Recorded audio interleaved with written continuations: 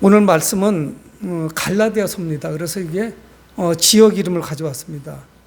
그런데 이제 고린도라든가 또는 에베소라든가 필립보는 특정한 도시명이고, 이 갈라디아는 아마 우리로 이야기하면은 뭐 충청남도 또는 충청북도 아니면 영남, 호남같이 조금 커요.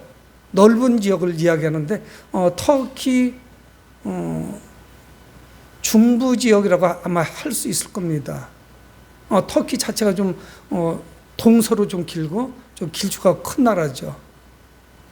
그래서 이 갈라디아 이 지역, 특히 소아시아라고 하는 터키 지역은 사도 바울이 첫 번째 1차 선교 여행 때 교회들을 세웠습니다.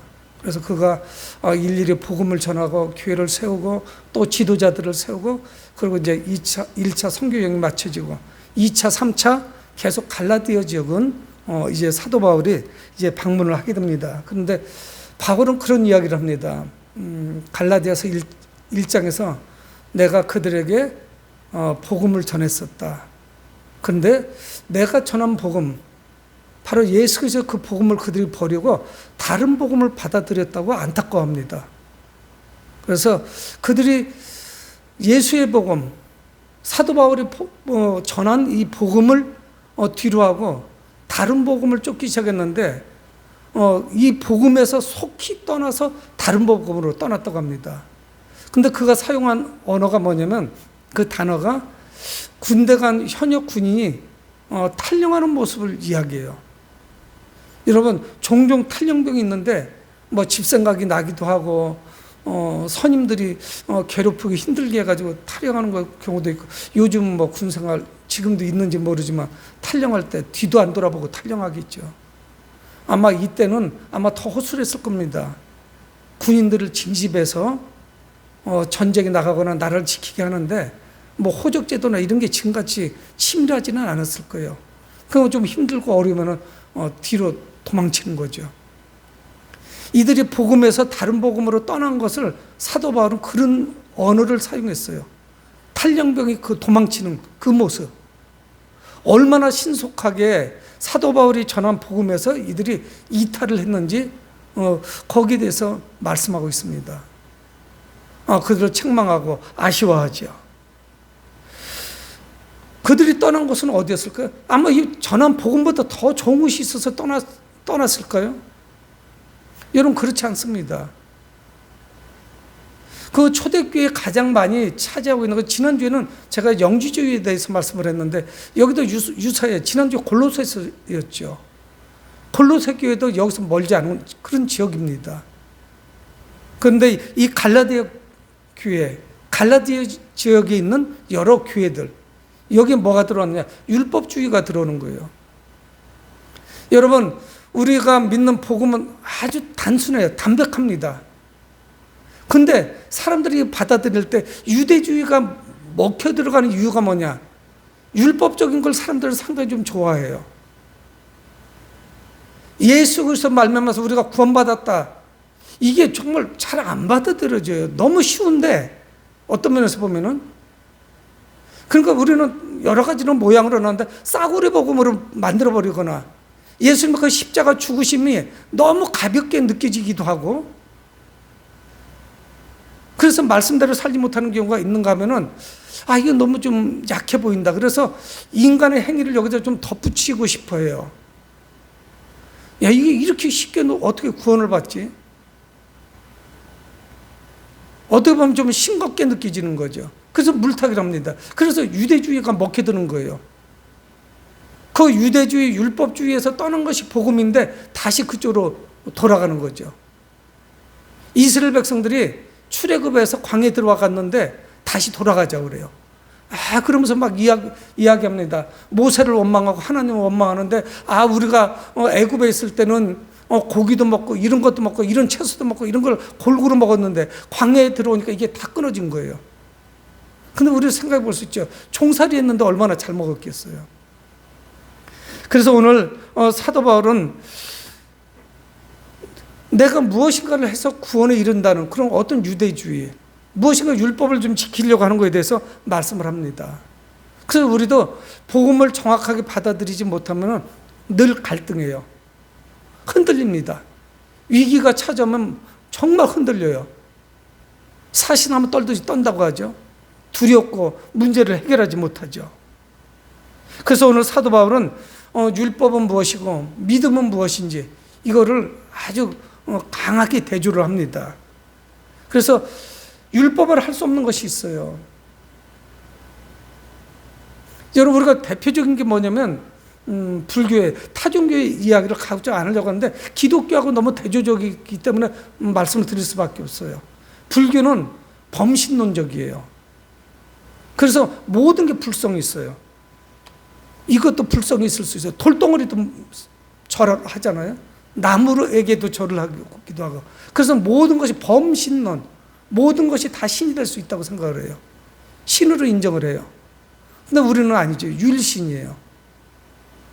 성삼위 하나님, 그분만을 믿죠. 그래서 이 복음이 주는 그 축복이 무엇인지를 말씀합니다. 율법은 제공해 주지 못해요. 율법은 절대적으로 우리에게 주지 못하는 그런 기쁨이 있고 축복이 있습니다. 우리는 잘 몰라서 이 복음을 잘 이해하지 못하기 때문에 그 복을 누리지 못하는 것 뿐이에요. 그래서 여기서 말씀하는 믿음은 뭐냐? 구원에 이르게 하는 믿음이에요. 저 사람은 믿음이 좋아. 우리끼리 이야기할 때, 저 사람은 믿음이 조금 약한 것 같다. 우리끼리 이야기하는데, 그거는 뭐 구원의 믿음을 이야기하는 건 아니에요. 더 강한 믿음을 가지고 있는지, 약한 믿음인지, 이걸 말씀하는 거죠. 우리는 예수 그리스도를 믿어서 구원에 이릅니다. 그래서 우리에게 되게 중요한 게 뭐냐면, 우리가 믿는 대상이 누구냐, 그리고 어떤 방향으로 믿고 있느냐, 그 방법이 중요해요. 그래서 로마서 10장 9절에 내가 만일 내 입으로 예수를 주로 시인하며 또 하나님께서 그를 죽은 자 가운데서 살리신 것을 내 마음에 믿으면 구원을 받으리라. 두 가지를 말씀하는데 앞에 것만 볼게요. 내가 만일 내 입으로 예수를 주로 시인하면, 그러면 어떤다? 구원을 받는다는 거예요. 여러분, 그러니까 우리는 그래서 단순한 거예요. 누구와 대상이냐? 주님을 믿는 거예요. 나의 입으로 예수를, 대상은 정해졌죠. 예수를. 방법은 어떤 방법은 내 입으로 예수를 주라 시인하면. 여러분, 그래서 병상에 누워서도 구원을 받는 거예요. 예수님 우편에 강도가 구원을 받은 거예요. 내가 오늘 나와 함께 낙원에 있을 것이다. 같이 예수님과 십자가에 셋이 달렸는데 너 빨리 내려가서 나한테 절을 12번 하면 내가 구원해 줄게. 이게 아니란 말이에요.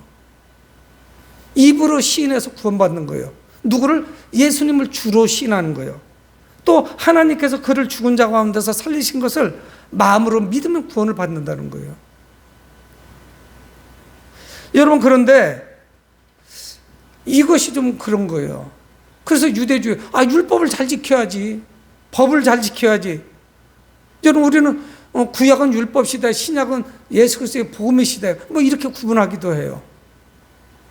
예수님은 율법을 완성하러 오신 분이죠. 그런 율법이 하나도 필요가 없는 것이야. 성경 그렇게 말씀하시지는 않아요. 근데 오늘 성경은 하나님의 말씀 우리에게 말씀하고 있습니다. 23절에 믿음이 오기 전에 믿음이라고 말씀하고 있죠. 믿음은 곧 어떤 믿음을 말씀하는 거예요? 예수 그리스도를 믿는 믿음이죠. 우리는 율법 아래에 매인바 되었고 계시되는 믿음의 때까지 갇혔느니라. 그가 그 믿음이 오기 전까지는 우리는 어떤 자에 있었느냐? 매인바 되었고 또 하나는 뭐예요? 갇혀 있었어요. 우리는 속박을 받았다고요. 그래서 오늘 설교 제목이 속박에서 자유로. 우리는 자유함이 없었어요. 뭔가 지배를 받아요. 여러분, 구약도 마찬가지입니다.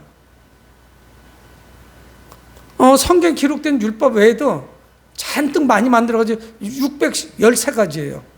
지켜야 될 것, 안 하면 안 되는 것, 해야 되는 것, 하지 말아야 될 것, 하라, 하지 말아라. 이게 613개가 있는 거예요. 그러니까 이게 얼마나 어려운지 몰라요. 그러니까 오늘도 유대 율법에 의하면은 차를 몰고 아니면 걸어서 2km 이상 오신 분들은 율법을 어겼어요. 예배 드릴 자격이 없어요. 율법대로 하면은. 뭐는 되고 뭐는 한다. 그렇게 막 이걸 덮어 씌워놓으니까 나중에는 숨도 못 쉴 정도가 되는 거죠. 여러분, 우리가 지금 신앙생활 하면서 믿음의 때를 살아가고 있는데 막 모든 것이 집 눌러가지고 내가 그렇게 자유함이 없으면 우리는 지금 율법적으로 예수를 믿는 거예요. 입으로 예수를 주로 신하여 구원을 받는데 그게 복음인데 지금 뭔가가 내가 자유함이 사라져 버렸어요. 잘해봐야겠다는 그런 어떤 사명이나 사역 때문에 눌릴 수도 있습니다. 근데 우리는 자유함을 찾아야 돼요. 율법 아래 매여 있었고 갇혀 있었습니다. 언제까지? 계시의 때. 계시의 때는 뭐냐? 바로 그 믿음의 주체가 되시는 예수 그리스도가 오실 때까지죠. 그래서 우리는 예수님 안에서 자유를 누립니다. 그래서 오늘 사도 바울은 이어서 24절에 또 말씀하는 거예요. 이같이 율법이 우리를 그리스도께로 인도하는 초등교사가 되어 우리로 하여금 믿음으로 말미암아 의롭다함을 얻게 하려 함이라. 매우 24절 25절이 어려워요. 지난주 골로새서 말씀도 좀 어려웠어요. 이게 쉽지가 않아요. 율법은 아마 이렇게 이해하면 조금 그나마 몇십 점 안 되겠지만 그렇게 이해하기가 좀 온 우주를 하나님이 창조하시고 범죄하고 나니까 질서가 다 깨졌습니다. 여러분, 제가 종종 그 블랙박스로 가는 그런 동영상을 종종 보는데 야, 참 어처구니 없는 사고도 많이 나요. 교통사고가. 여러분, 도로를 잘 만들어 놨어요. 이게 한 10차선쯤 되는 배로입니다. 그냥 놓고 너희들 마음대로 운전해. 그러면 교통사고 나서 한 발자국도 전진하기 어려워요. 그래서 초등학교 앞에는 30km로 속도를 제한하고 아이들은 주의력이 산만하니까 서행하도록 하는 거예요. 아이들이 돌출행동을 해도 브레이크 밟고 설 수 있도록, 혹 사고가 나도 경미한 사고가 나도록 보호를 해주는 거예요. 그리고 시내도로는 거의 50km로 막아놓은 거예요. 또 커브가 있을 때는 저속하도록 그런 표지판이 있는 거예요. 차선을 또 그려주는 거예요. 절대적으로 노란 황선을 넘어가면 안 돼요. 그럼 중앙선 침범이에요.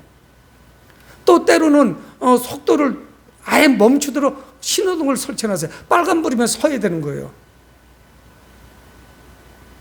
여러분, 그런데 그런다고 사고가 안 납니까? 그래도 나요. 그러니까 율법이 그거와 같은 거예요. 교통법규도 어떻게 보면 율법이죠. 근데 불안전해요. 100% 지켜지지가 않는 거예요. 사람이 졸기도 하고 한눈 팔다가 사고 나기도 하고 차에 문제가 생길 수도 있죠. 그래서 사도 바울은 율법을 뭐로 표현했느냐면 초등교사로 표현을 한 거예요. 초등학교 선생님을 이야기하는 건 아니고 예전에는 몽학 선생이라고 기록을 했었어요. 근데 좀 바꿨어요. 이 사람은 누구냐면 남의 집의 종입니다. 근데 똑똑해요. 사람의 성품도 괜찮고 괜찮아요. 그러면 자기 주인이 자기 집 노예를 가지고 몽학 선생, 초등교사를 세우는 거예요. 그래서 그 초등교사가 아이가 자라는 동안에 모든 것을 훈육해요. 공부도 물론 가르치지만 훈육을 합니다. 사람 됨됨이를 가르쳐요. 그리고 뭐를 하냐면 아이가 등하교 하는 거를 이런 거를 다 이렇게 같이 함께 해줘요. 뭐 자가용이 있는 거 아니까 학교까지 아이를 데려가 준다든가 학교 끝났을 때 데리고 온다든가 전문교육을 하는 요거를 다 해요. 근데 영원토로 갈까요? 아니요. 초등교사는 언제까지 하냐? 이 아이가 성인이 되는 16세까지만 하면 할 일이 다 끝나요. 율법은 그거로 끝이에요. 누가 볼 때까지? 주님이 오실 때까지만 하면 끝이에요. 그래서 율법을 그거로 표현을 한 거예요. 사도 바울이 갈라디아 그 교회들에게 주 예수 그리스도의 복음을 전했는데 속히 떠나서 어디로 갔느냐? 성인이 된 청년이 다시 옛날 어렸을 때 코 흘릴 때 가르친 선생한테 그렇게 돌아간 그 꼴이 되고 만 거예요.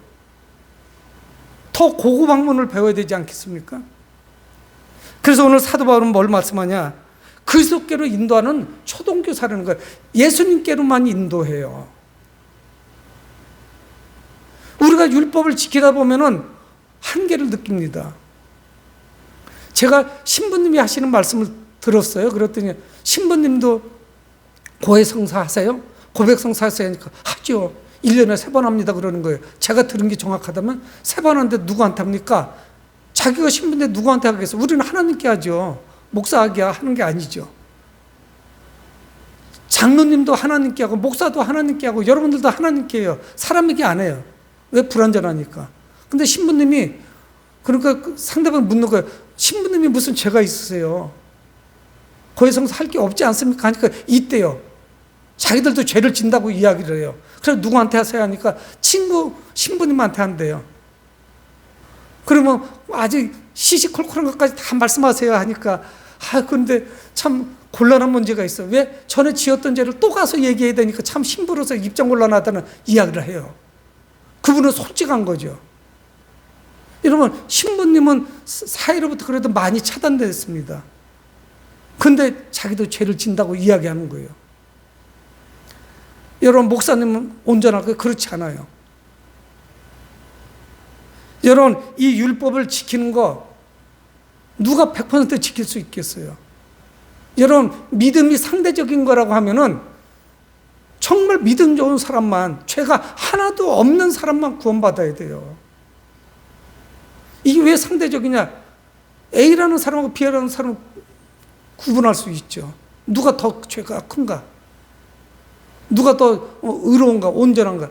여러분, 이게 구분이 됩니까? 기독교에는 다 그런 거예요. 상대적인 걸 자꾸 이야기합니다. 근데 이 율법이 예수 그리스도께로 우리를 인도해 주는 거예요. 그러니까 우리가 율법을 지켜보면 그걸 아는 거예요. 우리가 뭐를 지켜서 천국 가는 게 아니구나. 한계가 있고 나 못 지키겠다는 걸 다 알아요. 누가 자신을 의롭다고 이야기할 수 있어요? 신부님도 못한다고 하는데 목사님도 못 지키겠는 거예요. 그렇게 지키려면은 우리는 자유함을 잃어버려요. 나 못 살겠다 이 정도면은. 천국을 이렇게 지켜서 가는 건 나는 못 간다. 답이 나오잖아요. 근데 우리의 한계를 깨닫고 그 율법이 그러면 완전한 분이 오셔야 되는데 그분이 누구지? 그분을 소망하게 되죠. 그럼 어떻게 우리가 의로워지고 구원받을 수 있을까? 그 길은 없는 것인가? 내 노력으로는 안 되는데. 그게 사실인지는 모르지만 이미 오래전에 돌아가신 불교의 큰 스승님, 성철 스님도 그런 이야기를 했잖아요. 나는 죽으면은 저 지옥불에가 있을 거라고. 그게 사실인지 모르겠어요. 그분들도 죄 짓는 걸 자기가 시인하는 거예요. 여러분, 그러니까 이 율법은 예수님이 오실 때까지 임시적으로 효력을 발생시켜요. 율법 아래서는 자유함을 얻을 수가 없어요. 그래서 율법은 우리를 통해서 지키려다가 결국 우리 한계를 느끼고 그 율법이 우리의 잘못을 지적해주고 죄가 드러나게 하죠. 나는 죄인이구나. 하나님 말씀대로 나는 지킬 수가 없고 살아갈 수가 없구나. 남을 미워하고 시기하고 자주 부부싸움하고 수많은 죄 가운데 우리는 온전하지 못하구나. 그래서 율법은 초등교사가 돼서 우리를 예수님께로 인도해 줍니다. 결국 그래서 어떠냐? 25절 말씀하고 24절도 말씀하고 24절 하면 믿음으로 말미암아 의롭다함을 얻게 하려 합니다. 믿음으로 말미암아 의로워지는 거예요. 율법을 지켜서 되는 것이 아니고. 25절도 말씀합니다. 믿음이 온 후로는 믿음이 아니고는 우리를 의로워질 수가 없어요. 율법을 잘 지켜서 되는 것이 아닙니다. 우리 한계를 금방 우리는 깨달을 수밖에 없어요. 주님께 나와야 되는 거예요. 십자가 밑에 나와야 되는 거예요. 초등교사는 어떠냐? 주인의 아들을 감독하고 가르치는 것뿐이에요. 그래서 25절에 믿음이 온 후로는 우리가 초등교사 아래에 있지 아니하더라. 이제 그 초등교사 옛날 말로는 몽학선생 밑에 있질 않아요. 율법 아래 있지 않아요. 예수님이 오셔서 믿음으로 구원받는 길을 열어주셨습니다. 그럼에도 불구하고 율법으로 다시 가는 거예요. 갈라디아 교회 성도들이. 여러분, 우리는 율법의 지배를 받을 이유가 없어요. 여러분, 그런데 실제 갈라디아 교회뿐만 아니라 여러 교회들이 초대교회는 어떤 일이 벌어지냐면 사람들에게 율법의 굴레를 다시 뒤집어 씌우는 거예요. 안 돼, 그거 가지고는 안 돼. 십자가 가지고 구원받는 거 아니야. 그거 갖고 받기는 받는데 거기다 뭔가를 더 추가해야 돼. 할례 받아야 돼. 율법을 지켜야 돼. 이런 거 저런 거를 갖다 붙이죠. 그러면 다시 돌아간 거예요. 구약시대 율법시대로. 그래서 25절에 분명하게 하나님의 말씀하고 있습니다. 믿음이 온 이후로는, 예수 그리스도께서 이 땅에 오신 이후로는 우리는 더 이상 초등교사 아래에 있을 이유가 없어요. 우리는 자유함이 있습니다. 그러면 우리가 믿음 안에 살면 어떤 유익이 있을까요? 오늘 사도 바울 선생은 큰 축복 세 가지를 우리에게 말씀하고 있습니다. 우리가 율법 아래 있지 아니하고 믿음 안에 거하니 주님 안에 있으니 주시는 큰 놀란 축복이 있습니다. 그거를 26절에 말씀해요. 너희가 다 믿음으로 말미암아 그리스도 예수 안에서 하나님의 아들이 되었으니. 뭐라고 말씀하냐면 하나님의 아들이 되었다는 거예요. 여러분, 하나님의 아들이 누굽니까? 예수님이세요. 근데 믿음의 사람은 예수님과 동급으로 인정해 주는 거예요. 하나님의 또 다른 아들이에요, 우리는. 성경은 분명하게 우리에게 그걸 말씀하고 있습니다. 여러분, 예수 그리스도 안에 거해야 돼요. 그 전제 조건은. 예수 그리스도 안에서 하나님의 아들이 돼요. 그 외에 수많은 것들을 갖다 붙여도 하나님의 아들이 될 수 없습니다. 우리는 예수 그리스도 안에서 하나님의 아들이 되는 거예요. 그분을 믿어서 하나님의 아들이 되는 거죠. 여러분, 왜 그럴까요? 교회의 머리는 예수님이십니다. 목사가 머리가 아니에요. 신부도 아닙니다. 교황님도 아니에요. 교회의 머리는 예수 그리스도고 우리는 그 지체예요. 우리는 각 기관들이에요. 그래서 붙어 있어요. 그래서 어떤 말씀을 하냐면은 27절에 누구든지 그리스도와 합하기 위하여 세례를 받은 자를 그리스도를 옷 입었느니라.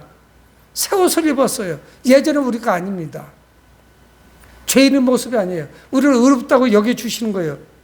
그리스도 안에 있어야 새 옷을 입으니까 하나님의 아들이 되는 거예요. 놀라운 말씀을 하고 있습니다. 여러분, 우리는 과거의 사람이 아니에요. 율법 아래서, 그 속박 아래서 내가 어떻게 살아갈 것인가, 우리의 미래는 어떻게 되는지 고민하는 그런 사람들이 아닙니다. 그리스도 안에서 새 옷을 입었죠. 우리 지금 여름에 더우니까 다 그렇잖아요. 집에 들어가면 다 벗어버리고 양말부터 다 벗고 샤워하고 새 옷을 입죠. 깨끗한 옷으로 갈아입는 것입니다. 그리스도로 인해서, 예수님으로 인해서 우리는 새 사람이 됐어요. 그렇기 때문에 우리는 천국에 들어갈 수 있는 거죠. 교회 안에 있을 때, 주님 안에 있을 때 주님이 주시는 하나님의 아들됨의 기쁨을 누릴 수가 있습니다. 또 하나의 축복이 있는데 그건 뭐냐? 28절의 말씀은 너희는 유대인이나 헬라인이나 종이나 자유인이나 남자나 여자나 다 그리스도 예수 안에서 하나이다 말씀해요. 여러분, 유대인이나 헬라인, 이거는 뭘 말씀해요? 인종적인 차별이죠. 여러분, 우리 지금 외국인들이 수백만이 와 있다고 합니다. 농촌에도 일손이 거의 외국에서 온 근로자들이 없어 일이 어렵다고 그래요. 동남아시아 또는 그 나라에서 이제 취업해서 오는 거죠, 정식적으로. 뭐 그렇지 않은 불법 체류자들도 있어서 문제가 되긴 하지만 불법 체류자가 없는 나라가 어디 있습니까? 유대인이나 헬라인이나 인종의 차별을 뛰어넘어요. 또 종과 자유인, 종이 있던가 상전이 있습니다. 주인이 있고 노예가 있어요. 우리나라도 역시 마찬가지였죠. 신분의 차이가 있어요. 남자와 여자, 성별의 차이가 있습니다. 제가 놀랐어요. 세계적으로 문제가 된 뉴스도 나왔습니다. 결혼식을 진행해요. 신부는 2003년생. 올해 우리 나이로 20살이에요. 만 19세. 신부는 2003년생. 그리고 신랑은 얼핏 보니까 97년생이에요. 어려요. 99년생, 97년, 아니, 그래요. 20대 초반이에요.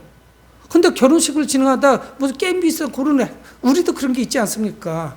막 할 때, 시어머니가 막 대추 같은 거 던져주고 뭐 이런 예식이 있단 말이에요. 근데 뭐 그런 게임 같아 보이는데 게임은 아니죠. 예식 중에. 그게 어디냐면 우즈베키스탄이에요. 보신 분도 계실 거예요. 근데 신랑이 갑자기 자기가 잘 안 되고 신부가 잘하니까 뒤통수를 갖다 때리는 거예요. 근데 얼마나 세게 때리는지 신부가 앞으로 꼬꾸라지는 거예요. 여러분, 제가 시아버지면 결혼 안 해. 파혼. 여러분, 이럴 거 아니에요? 근데 신부 측에서 그걸 다 인정해줘요. 무슬림 국가라 그렇게 얻어맞는 사람들도 많대요. 여러분, 이게 그 나라만 그럴까요? 우리나라도 그랬어요. 남자와 여자, 성의 차별. 그래서 대한민국에서 막 계속 뉴스에 나오고, 독일에서도 막 해외 토픽이 돼서 나오는 거예요. 심하다네요. 신부를 때리는 게 결혼식장에서 그러는 거예요. 양쪽에 다 손님들이 있는 데서 얼마나 세게 때리면 신부가 갔다고 막 이렇게 땅바닥에 그냥 처박히도록 때리냐고요. 지가 뜻대로 한다고 신부는 잘하니까. 그랬더니 우즈베키스탄 경찰이 수사하겠다고 이렇게 이야기를 해요. 여러분, 근데 이 모든 것이 하나가 됐다고 성경 말씀해요. 그래서 예수 안에서 하나가 됐다 말씀하고 있는 거예요. 우리는 형제자매예요. 하나가 됐어요. 차별이 있을 수가 없어요. 여러분, 그런 축복이 있습니다. 하나님의 아들이 되었고 하나됨의 축복이 있어요. 그래서 교회 안에서는 모두가 서로가 섬기는 대상이지 군림하는 사람은 없어요. 오히려 직분이 올라가면 올라갈수록 더 섬겨야 되는 거지. 그게 정상이에요. 믿음이 연약하거나 신앙생활 오래 하지 않은 사람은 경험도 없고 뭐를 해야 되는지 잘 모르지요. 그러면서 오늘 마지막은 뭐라고 말씀하면 또 엄청난 축복이 우리를 기다리고 있습니다. 29절에 같이 한번 읽어봅니다. 마지막 절 시작. 너희가 그리스도의 것이면 곧 아브라함의 자손이여 약속대로 유업을 이을 자니라. 성경이 이렇게 말씀하고 있어요. 결정적인 말씀을 하고 있습니다. 우리는 아브라함의 자손이래요. 여러분, 유대인들은 아브라함의 자손이 유대인들이었어요. 12지파 아브라함의 자손들이죠. 왜 이게 특별하냐? 선택된 백성이에요. 하나님이 이스라엘 백성들, 아브라함의 후손들을 택하신 거예요. 근데 성경은 뭐라고 말씀하냐? 우리가 아브라함의 후손이라는 거예요. 아브라함의 자손이라는 거예요. 이제는 혈통적인 것을 뛰어넘었어요. 우리는 옛날 기준으로 보면 이방인이죠. 우리는 아무것도 아니에요. 이방인에 지나지 않아요. 황색인종, 흑인종도 그럴 수 있죠. 이스라엘 백성들만 해당이 되는 거예요. 그런데 그리스도의 것이면, 우리가 예수 그리스도의 것이면, 내가 주님 안에 거하면, 그리스도 안에 있으면 우리는 아브라함의 후손이래요. 혈통적으로. 유대인들뿐만 아니라 우리가 진정한 영적인 아브라함의 후손이 되는 거예요. 요한복음 15장 4절 내 안에 거하라 나도 너희 안에 거하리라 성경 말씀하고 있습니다. 너희가 내 안에 거하고 내가 너희 안에 거할 것이다. 놀라운 말씀을 하고 있습니다.